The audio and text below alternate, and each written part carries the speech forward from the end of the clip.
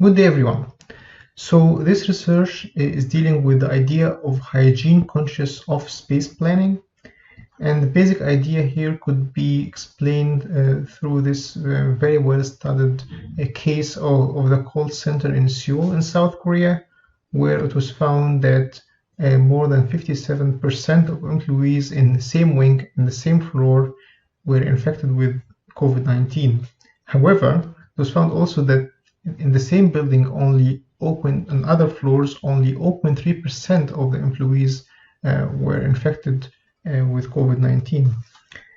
So what this tells us is that we have an array of measures that were devised throughout the last year to mitigate the spread of infectious disease, in this case COVID-19, ranging from disinfection of surfaces and touchless tech and advanced filtration. But at the end of the day, what really counts is the physical configuration and physical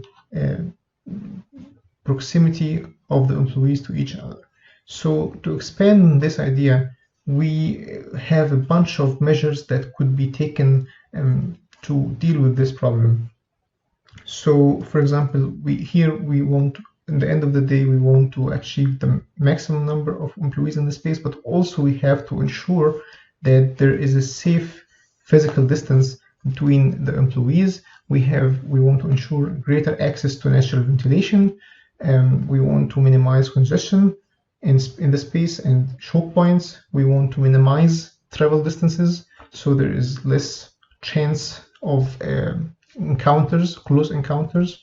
And we also want to ensure that there is no face-to-face or back-to-back working positions or working seating positions in the space. So this, which would enormously increase the risk of transmission of aerosols and airborne particles between individuals.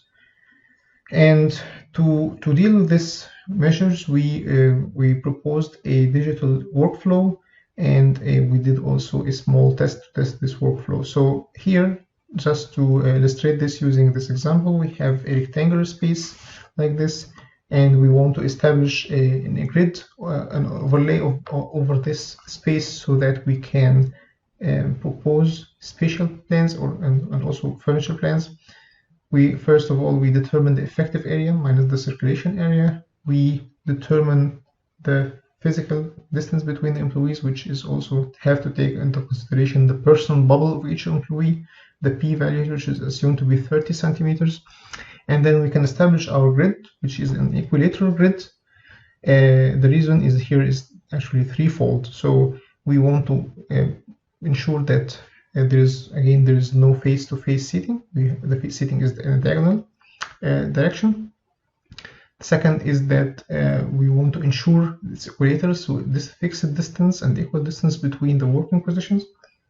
And lastly, the equilateral triangles actually have the smallest circumradius to end radius ratio, and this, in this case, ensures the maximum distribution efficiency. So here, then we could determine the U and V dimensions of the grid, and then we can then re-optimize this to fit actually into our actual area available for furniture planning using these equations. And so for this to work into a generative or optimization problem, we need to determine what are our inputs, our variables, our constraints, and outputs and objectives. In this context, I will only here focus on the objectives. So our objectives here is to maximize the number of workers, yes, but we also want to ensure that we minimize adjacency scores, so minimize travel distances between different seating positions, and also between seating positions and focal points in the space. We want to maximize our buzz score, which is to say that we want to ensure that there are the focal and the choke points in the space are as spread out as possible, so there are less congestion. And we also want to maximize our window proximity score to ensure greater access to natural ventilation. This whole model was then established in Dynamo, where it extracts model information, generates an alternative, and then evaluates this alternative based on the criteria just we discussed in the last slide. So this also is linked to Revit's generative design module, which we could use to make the optimization process we want to ensure the best possible design we could reach.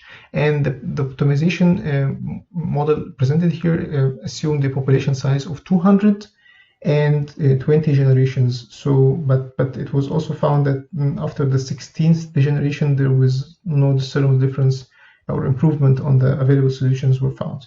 So, just to highlight a couple of outcomes of this optimization process, it was found that discs parallel to the longer side of the space achieved higher employee capacity, but at the same time it has a worse buzz score.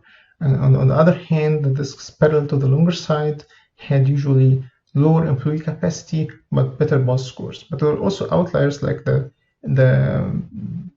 solution on the bottom half of the screen, where there were, for example, achieved the capacity of 56 seating positions with a relatively good buzz score, above average buzz score. So we could explore this solution provided by this model further. But it's also important here to highlight the fact that this is not meant to be a final design for the architect to use directly, just discussing an aspect of the design that the designer has to take into consideration, and then to build upon into further steps in the design.